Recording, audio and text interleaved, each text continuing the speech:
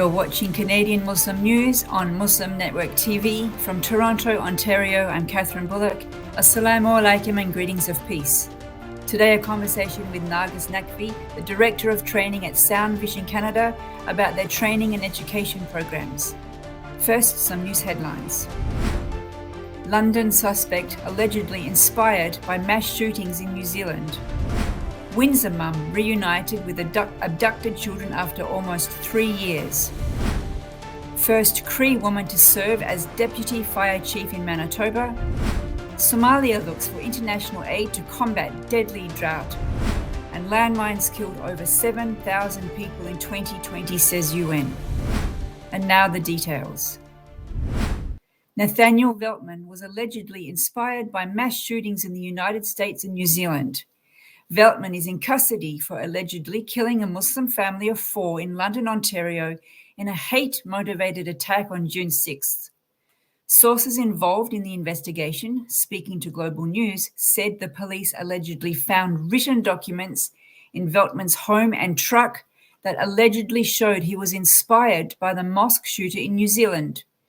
Tarrant, the shooter in New Zealand, killed 51 Friday worshippers and injured 40 others. Veltman was also allegedly inspired by the mass shooting that killed 23 at a Walmart in Texas. Khala Khalifa was reunited with 2 of her children earlier this week after being apart for almost 3 years. Khalifa was undergoing a divorce when her husband took 2 of the children, ages 8 and 5, and fled to Lebanon. This went against a court order issued in 2019 during the divorce process that declared the children were to remain in their birth city of Windsor. Since then, Khalifa worked with Global Affairs Canada and local lawyers to retrieve her children. The process was difficult as Lebanon is not a signatory of the Hague Convention, which allows children to be returned to the country they regularly live in. For the first time in the city of Thompson, Manitoba, a woman will serve as the Deputy Fire Chief. Aisling Sweeney, a Cree Irish Canadian from the Pimichikamak First Nation, has been with the Thompson Fire Department for 12 years. She began as a volunteer firefighter and was among the first from her community to attend fire college. Sweeney told the CBC that she was the only woman in the program from up north. Pimichikamak Chief David Monias said that Sweeney stands as a role model of hard work and success in their community. The Somali government made an urgent humanitarian appeal to the international community, seeking help to battle a severe drought in most parts of the Horn of Africa country. The call came after the government held a humanitarian conference in the capital, Mogadishu. The Humanitarian Forum urged the United Nations agencies, international and local non-governmental organizations to respond urgently to the humanitarian crisis and food insecurity in various parts of the country. Communities in the affected area lost 80% of livestock due to widespread drought and extreme weather conditions. According to the UN, 7.7 million Somalians will require humanitarian assistance in 2022. The United Nations Institute for Disarmament Research said Wednesday that casualties due to mines and war residue explosives climbed to over 7,000 in 2020, up almost 2,000 since recorded in 2019. Syria, a non-signatory of the Mine Ban Treaty, had the highest casualties, followed by Afghanistan. The high numbers of recorded casualties were primarily due to increased armed conflict and contamination with improvised mines. A report announced at the UN press conference said that at least half of all civilian casualties were children. That's it for the news, and now our interview with Nargis Naqvi about Sound Vision Canada training and education programs. Welcome to the show, Sister Nargis. Assalamu alaikum. Walaikum assalam. Thank you so much for having me here. Now, if I say sound vision, people are going to think of Adam's World, the puppet that many of us grew up with or our kids grew up with. People are know less Sound Vision Canada. So can you tell us a little bit about Sound Vision Canada? Yeah, Sound Vision Canada actually came about as a completely separate organization. We're a charity in Canada.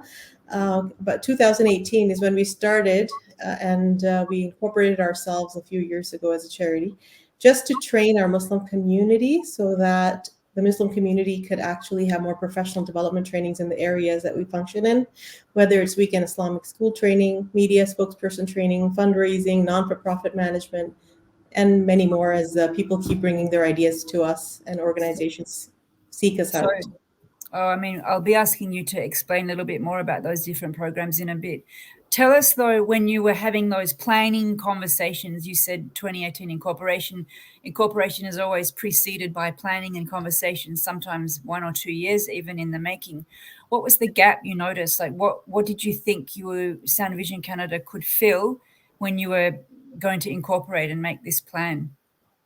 For several years, even before we incorporated and the idea of Sound Vision Canada came about, the one thing that was always there as a gap was the weekend Islamic school trainings. Because as our children go to public school 5 days a week, they come on Saturdays and Sundays for weekend Islamic school training or weekend Islamic school. They actually form an opinion based on what they're getting at the public school, and teachers are really frustrated for the most part.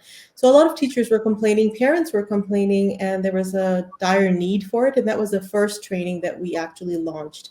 The other thing, of course, was a lot of mosques were reaching out to us and saying, the media comes to us, shoves a mic under our mouths and asks us tough questions, and then they, rephrase them and put them out there and make us look bad.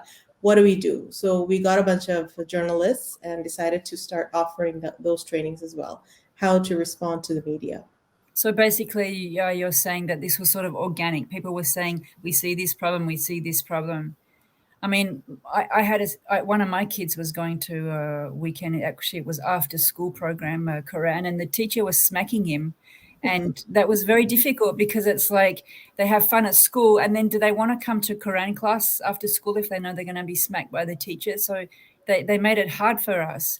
Have you been able to address those kinds of things in the teacher training that you've been doing? For sure, and our trainers are actually amazing. They have been trained in different schools, different Montessori, equipped and all that. And one of the things that we always emphasize is that your children, when they're young, are walking away with experiences. They're walking away with memories. It's not how much you can stuff down their throat, because eventually, as adults, are going to have to revisit the content anyway. But they should want to revisit that content, and that's the experience that they're going to have and the memories they're going to build when they're younger. So, alhamdulillah, we have been able to convey that to the teachers. A lot of teachers have said to us that, can you offer more of these? We need like 1 or 2 trainings, in a day is not enough. We just need a repeat. So now we're developing a big curriculum that's going to be a proper certification. It might take some time, as everything does, but inshallah, we're hoping that, and we've seen some changes based on that as well. So what have been the topics that you've covered so far? So, topics just for the general trainings, you mean? Sure, you can start with that. So apart from the teachers training, media spokesperson training, we've had fundraising training. And then, of course, with COVID, then we started to get people who could do digital fundraising and how to, bring that about and be successful at it. Then we had khatib training as well, public speaking training. These are the big fat ones, along with all of the webinars that we do to educate the general public as well. For example, just recently, Islamic Heritage Month, we had a lot of, Black Canadian Muslims, just Canadian Muslims and their history in Canada, things like that type. So is there a kind of a value or a principle that you're trying to convey through all these different trainings? The biggest thing is, our vision in Canada has always been, what is right now needed, and let's just fix it, or let's provide the gap and fill the gap. But what we really need is, how can all of these people that are the influx of immigrants coming in, how can we train them in such a way that they feel ready to conquer, and ready to get out there and do the things that they need to over here in a very professional manner, so that they're not feeling like we're any less. they do come with a lot of techniques. You just need to know how to maneuver them, right? Not from profit. Lots of people have charities and not for profits that they open here, but the whole management is a long process. How do you do it properly? How do you do it so that the government is happy with you and your donors are happy with you and so on and so forth? So that's what we're developing as well. So coming back to the teacher training one, what kind of, you said you've done some trainings and you're developing something. So let's talk a little bit about both of those. What have you covered so far in the teacher training program? What So we have topics? these wonderful teachers who actually first start off with how to train or how to hold a whole class if your kids are under 7 years of age. So they actually do a demo with the teachers. The teachers who are sitting there to be trained are the students at that time. They're the 4-year-olds, 5-year-olds, and 6-year-olds. They use props, they use stories, they use songs. And then if it's for the older kids, we do another demo completely. So whatever is in their curriculum, we take that and we incorporate games into them, and we incorporate competitive, teamwork into them. And so these teachers are not just listening to a trainer; they're actually being taught by, demonstration. And then we then have them create a curriculum of their own, even if it's a 20-minute one in group setting, and then present it.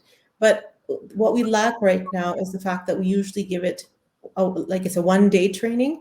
Something like this to really drive home needs to be a 5-day training. And the other thing that we're now developing because of the feedback from the teachers is the administration of each school that really needs training as well. Sometimes they don't know how to support those teachers, support the students, support the parents, and bring it all together.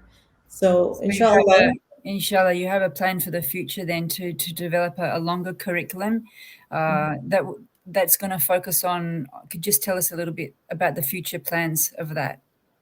Well, the future plan is that we're bringing in teachers, and we're trying to see if we can work together to create this type of training for administrative work, the administration of the school, plus the teachers themselves on how to teach. And they will have a lot more practice work to do, come back, lots of questions, inshallah. And then if we can launch that around Canada, not just Ontario, we have been getting a lot of requests, then we just need to raise some funds, because realistically, something like this is going to cost a lot. And if a mosque can't afford it, then what do we do? How do we make sure they get this training and we subsidize it or even offer it for free? And I think that's where we need our community's help, inshallah, for bringing in sponsorships for these trainings or donations for these trainings, inshallah. So if someone does want to help out, either as a trainer or they're interested in hosting a session and inviting Sound Vision Canada to come and do the training, how would they get in touch? The best thing is to visit our website, which is soundvisioncanada.org. And there we have the option where you can select what you want to write to us about, whether it's a question and you want to volunteer or donate. There's a donate button there as well. You can also write to us at info@soundvisioncanada.org, and somebody will immediately get in touch with you and work with whatever you have to say, inshallah. So just as we wrap up, you mentioned already that you've been getting some good feedback. Can you share a moment, anecdote that's really stuck with you, something that's really stood out, feedback from someone? Feedback was from the teachers, especially.